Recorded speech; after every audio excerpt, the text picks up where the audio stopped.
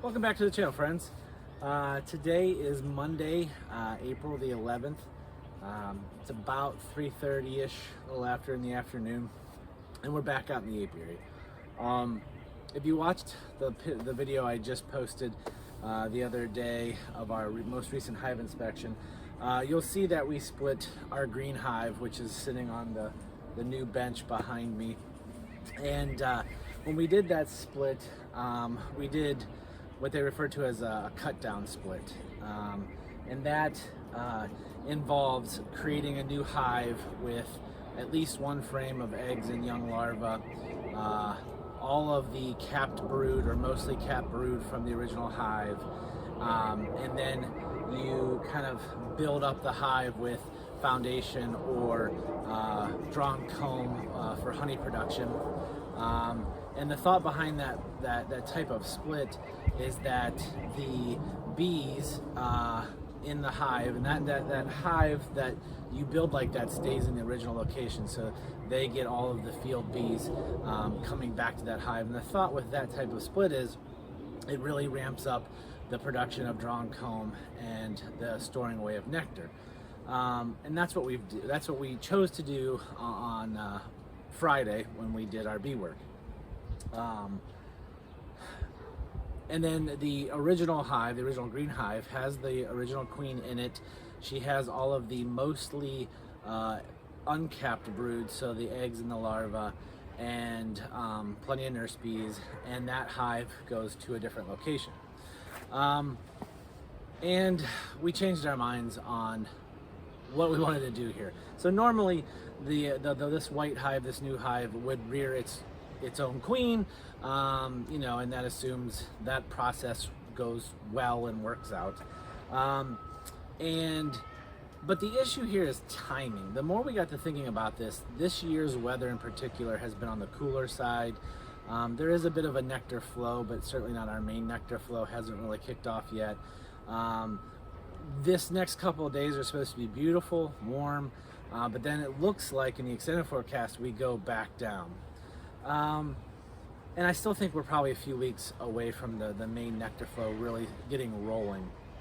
And because of that, we kind of decided to make the call to go ahead and re-queen this white hive instead of letting them raise their own queen. There are advantages of letting that hive go queenless for an extended period of time while they raise a new queen. You get a brood break that can help for mite control. But in terms of honey production, we're gonna suffer because our main flow isn't yet hitting. And so these weeks that they're queenless and that the bees are really actively foraging and building comb, that would be great if this was maybe early May. But because of the weather, I feel more comfortable going ahead and re-queening them. So we did purchase a queen, and we're getting ready to install her in the white hive. We're going to reconfigure the boxes. So the bottom box is the box that has the brood and the frame of eggs. That's where we're going to install the queen. And then the two top boxes on that are just empty comb and foundation. We're going to go ahead and take one of those boxes completely off, and in the remaining box we're actually going to drop in maybe 4-ish frames of drawn comb, and then the rest being foundation. That way when the queen is released, fingers crossed that they accept her, she'll have immediate space to lay, because the rest of the frames in the bottom box still have brood in them. It should be hatching out over the course of the next couple days, weeks, but it'll give her immediate space to go up and lay. They'll have some frames of foundation that they can go up and draw on, assuming the nectar flow is strong enough for that activity. And then we're going to go over to the green hive and just take a quick peek to see how the population of that hive looks, again, because that hive would have lost its field bees. So we're just going to make sure her population's okay, and we'll probably tip the boxes just to make sure we didn't miss any cells, just for some peace of mind. and then get her closed back up. And that'll be it for today's bee work. So installing a queen in the new white hive and checking on the original green hive. So stay tuned and let's get back to work.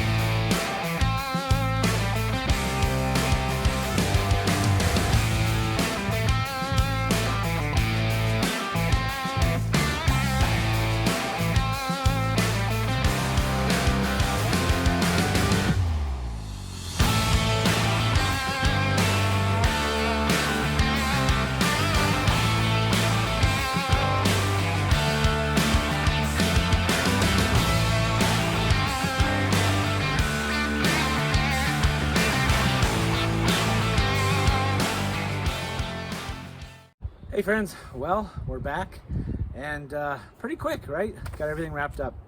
So went into the white hive that was queenless, installed our new mated queen. We did go through each frame, found the cells that they were just starting, and they were all very early stage cells. Went ahead and destroyed all of those. We could have, pulled a frame with some of them on them and started another a mini split or a mini nuke, or got the queen castle out, but it really just comes down to time and not wanting to open up the hives again after just being in them 2-3 days ago now.